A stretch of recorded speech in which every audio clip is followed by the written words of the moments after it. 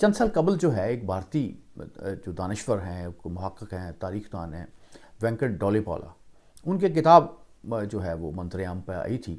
اس کا نام تھا کریٹنگ اے نیو میڈینا. یہ کتاب جو ہے یہ قائد اعظم کے متعلق ہے، پاکستان کے متعلق ہے. اور اس کتاب میں ایک بڑا، اس کے جو ابتدائی چیپٹر ہیں ان میں ایک عجیب و غریب واقعہ جو ہے وہ بیان کیا گیا ہے. اس پہ یقین بھی کیا جا سکتا ہے اور اس پہ یقین نہ کرنے کی بہت سی وجوہات بھی ہیں. مسٹر وینکٹ یہ لکھتے ہیں کہ وہ اپنی کتاب کی تحقیق کے سلسلے میں لندن کی برٹش لائبریری میں ریسرچ کر رہے تھے. ایک دن انہوں نے بڑا تھکا دینے والا دن گزارا اور بہت سی کتابیں دیکھیں، بہت سے جو ہیں وہ مسودات دیکھے. تلاش کرتے کرتے وہ لائبریری کے اس حصے میں پہنچے یہاں قائد اعظم کی نجی جو دستاویزات ہیں وہ پڑی ہوئی تھیں. وہاں پہ ان کے مطابق ان کی نظر جو ہے وہ ایک غیر معمولی تحریر پر پڑی. اور یہ جو تحریر جو ہے یہ قائد اعظم کے نجی دستاویزات کے سیکشن میں تھی اور اس میں یہ ہاتھ سے لکھی ہوئی تحریر تھی. اس کی سیاہی جو ہے وہ پھیکی پڑ رہی تھی اور اس میں ایک ملاقات کا تذکرہ تھا، ایک عجیب و غریب ملاقات کا تذکرہ. اور یہ ملاقات جو ہے وہ 13 مارچ 1955 کو ہوئی تھی اور 6 بجے یہ ملاقات ہوئی تھی. اور یہ ملاقات آپ یوں سمجھیں کہ قائد اعظم کی وفات کے تقریباً 7 سال بعد اور پاکستان کے قیام کے 8 سال بعد ہوئی. تو ظاہر ہے کہ اس میں اس زمانے کے حوالے سے ہی باتیں جو ہیں وہ درج ہوں گی. لیکن میں سمجھتا ہوں کہ جو اس سے ہم جو نتیجہ اخذ کرتے ہیں اور جو کر سکتے ہیں اور جو ہم اس سے رہنمائی حاصل کر سکتے ہیں وہ ہماری آج کی سیاست کے لیے بھی اہم ہے، وہ پاکستان کے مستقبل کے لیے بھی اہم ہے. تو یہ ایک جو عجیب و غریب ملاقات کی کہانی ہے، یہ کہانی ہے کہ قائد اعظم کی روس کے ساتھ ملاقات ہوتی ہے اور یہ اس ملاقات میں قائد اعظم سے سوالات کیے جاتے ہیں. یہ ملاقات ایک سرکاری افسر مسٹر ابراہیم نے کی اور جو اس وقت ماہر روحانیات تھے وہ سوالات بھی کرتے رہے. وینکٹ کے مطابق کارروائی کا آغاز کرتے ہوئے جو ماہر روحانیات تھے انہوں نے شائستگی کے ساتھ جو قابل احترام مہمان کی روح کو کرسی پر بیٹھنے کی دعوت دی. تو اس پہ انہیں تھوڑی سی ناپسندگی کے ساتھ بتایا گیا روح نے کہ وہ پہلی تشریف فرما ہے اور انہوں نے بتایا کہ ان کی پہلی بھی ایسی ملاقات ہو چکی ہے.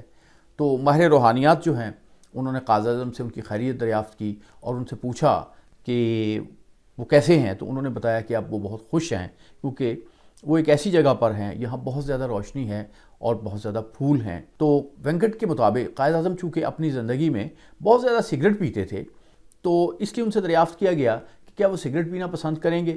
جب جواب جو ہے روح کی طرف سے مثبت دیا گیا تو پھر ایک تار کے سٹینڈ پہ ایک سگریٹ جو ہے وہ لٹکا دی گئی اور تاکہ جو روح ہے وہ سگریٹ نوشی سے لطف اندوز ہو سکے. یہ ایک اسی طریقے سے وینکٹ نے اس کا بیان کیا ہے تو ہم اس میں کوئی ترمیم یا اضافہ نہیں کر رہے، اسی طرح سے میں اس کو بیان کر رہا ہوں. تو مسٹر ابراہیم نے اپنی بات کا آغاز کرتے ہوئے کہا کہ سر پاکستان کے بانی ہونے کے ناطے سے آپ پاکستان کی قوم جو ہے اس کی رہنمائی کرنا پسند فرمائیں گے. تو اس پہ قائد اعظم کی روح نے تھوڑا سا خفا ہو کے، تھوڑا سا ناراض ہو کے یہ کہا کہ یہ ان کا کام نہیں ہے کہ وہ پاکستان کی تقدیر کے متعلق مزید رہنمائی کریں. لیکن یہ اس کے ساتھ انہوں نے یہ ضرور کہا کہ وہ پاکستان کے متعلق کچھ برے منظر ضرور دیکھتے رہتے ہیں.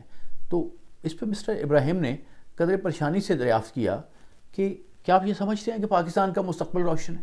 تو اس پہ جواب ملا کہ نہیں، میں ایسا نہیں سمجھتا، کیونکہ جو کسی بھی قوم کے روشن مستقبل کا انحصار جو ہوتا ہے وہ اس قوم کے لوگوں کی بے غرضی اور بے لوثی پہ ہوتا ہے جو اس کی قسمت کے مالک ہوتے ہیں. جو یہ ایسے لوگوں پہ اس کا انحصار ہوتا ہے جو اپنے مفادات سے بالاتر ہو کر سوچتے ہیں. مگر مجھے نہیں نظر آتا کہ یہاں لوگ جو ہیں اپنے مفادات سے بالاتر ہو کر سوچتے ہیں.